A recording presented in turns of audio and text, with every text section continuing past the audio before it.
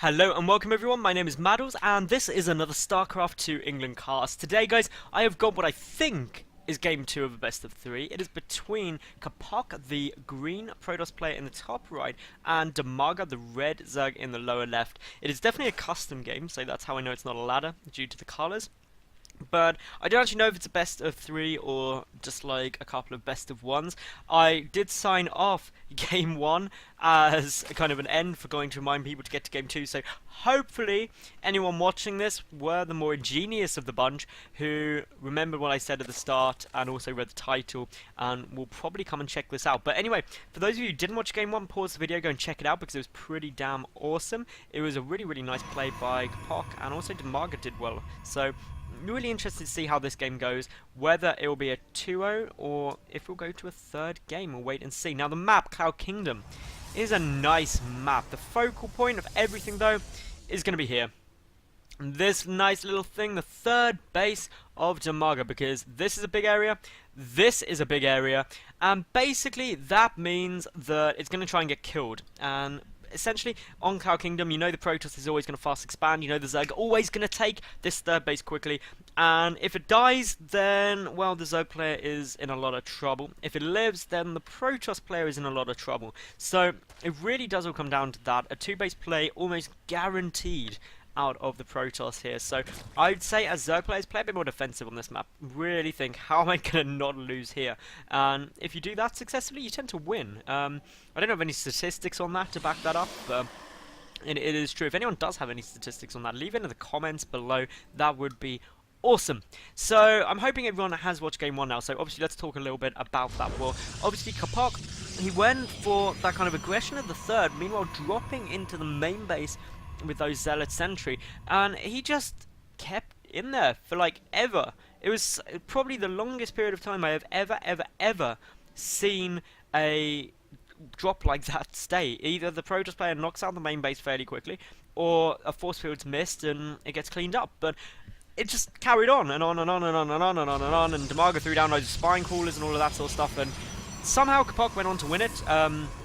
Just really because behind it was just making nothing but immortals, and then DIMAGA's Roach Army got crushed.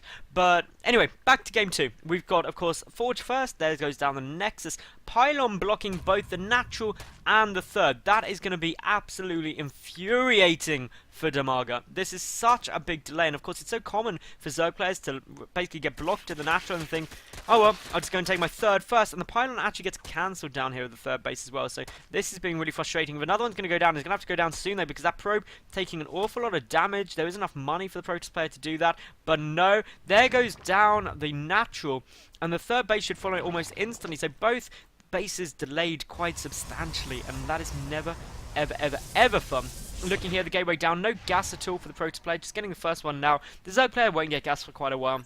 That we can be very sure of, because, well, obviously you've got quite a lot of time to, well, get up drones. You don't really need the gas until about 40-50 odd supply. You don't need speed urgently.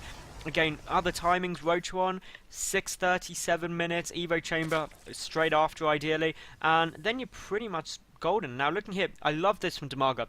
I'm just sending these Zerglings around absolutely everywhere, making sure nothing's hidden, no proxy pylons or anything like that. Of course, all around the back here, very common places to put them down, so good play. Good methodical scouting wings games, remember guys. Down here, Cybercore just on its way. Chrono Boost coming down on the probes to gas up for Capoch. He should start thinking about getting his third and fourth gas in the next kind of 2 minutes or so, depending on his strategy. Looking here, we've got one queen out, we've got 2 queens out. No third queen yet, it's in production. I definitely think get 4 queens, because you can then spread some creep. You've got a bit of a nicer defense. It's all good. And especially on Cloud Kingdom, you need quite a lot of creep tumors to cover it, just because there's such a wide map. It's really awkward to spread creep effectively on it.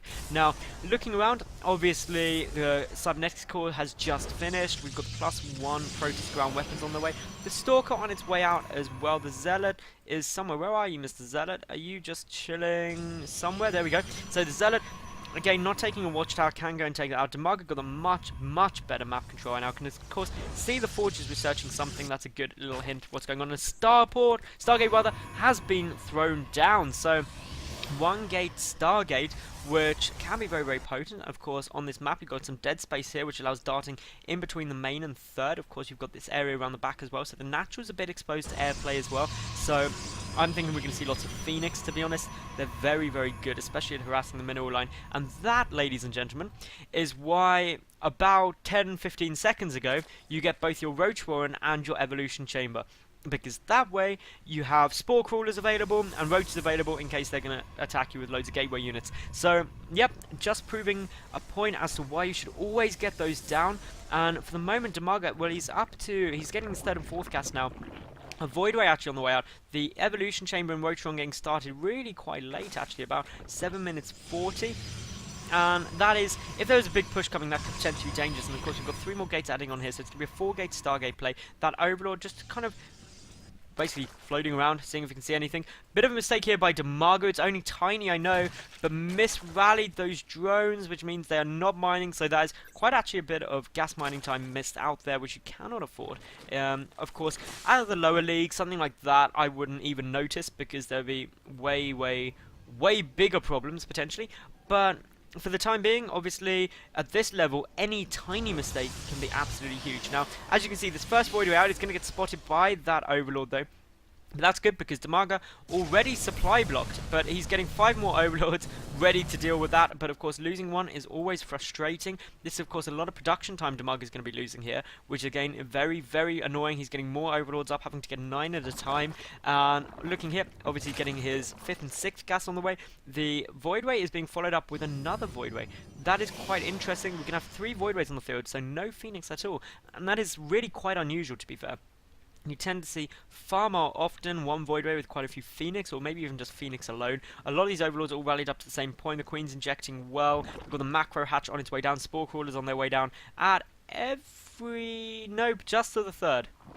No Spore Crawlers anywhere else, and that could actually come back to bite DIMAGA, depending on where those Void Rays choose to go. We've got a 3rd base coming down here by Capoch, so really he's just using those Void Rays to get good map awareness, get good map control basically, which is allowing him to take 3rd, but it does get scouted by that Zergling. That's always annoying. Pathogen Glands on the way out happily for DIMAGA here, who's getting up of course the +1 missile attack as well as the Roach speed. Quite a few Roaches. In terms of the worker count, we're looking at 65 to call it 50, so a 15 worker lead for DIMAGA. He'll probably get up to about 70 to 80 drones and then really start pumping out the units.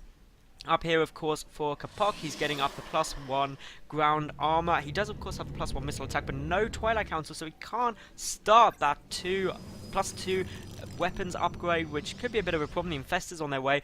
These Void Rays really doing very little at the moment. They haven't really done anything. I mean, only 5 units killed in total. Very, very forward proxy pile on those, so this is definitely looking to be an attack down here. But of course, once that Spore Crawler is finished, he is suddenly going to spot everything. There we go, so he knows. Of course, now that pylon's down, but with the Void Rays there to support it, it could be very difficult. Spire on its way out for DIMAGA at the moment. Lots of Queens, that's again perfect. You want huge numbers of Queens because they are your early game anti-air, and of course with those Infestors as well, it can be very, very strong. DIMAGA has got the supply lead, but those 3 Void Rays could be very, very strong. There's actually no 4 Void Rays, sorry. And well, there goes down a good fungal growth. Of course, air units do clump up, which makes fungal growth very, very strong.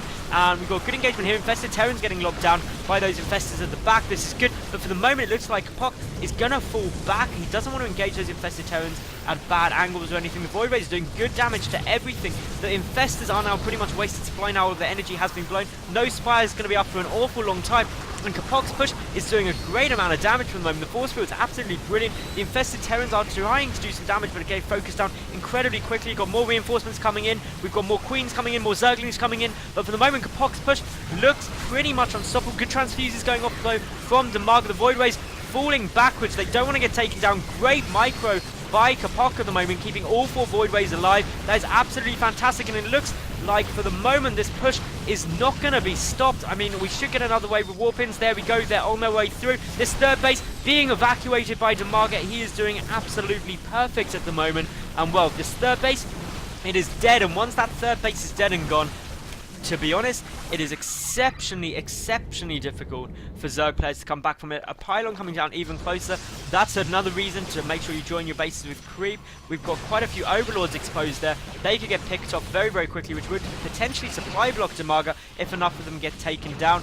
There's only a handful of roaches sitting in there, and Capoch doing the right thing of just playing it very safe, very delicately, because obviously he's in a great spot right now. He's on equal basis as the Zerg. He's got a much bigger army. He's engaging well. Those Voidways are still amazingly up. This is absolutely incredible. Of course, the Spire is done, but DIMAGA just not producing anything out of it for the moment. He's kind of in panic mode. He's banked up an awful lot of resources, which he really could do with spending, but I think lava is probably the limiting factor right now. He's getting more queens out.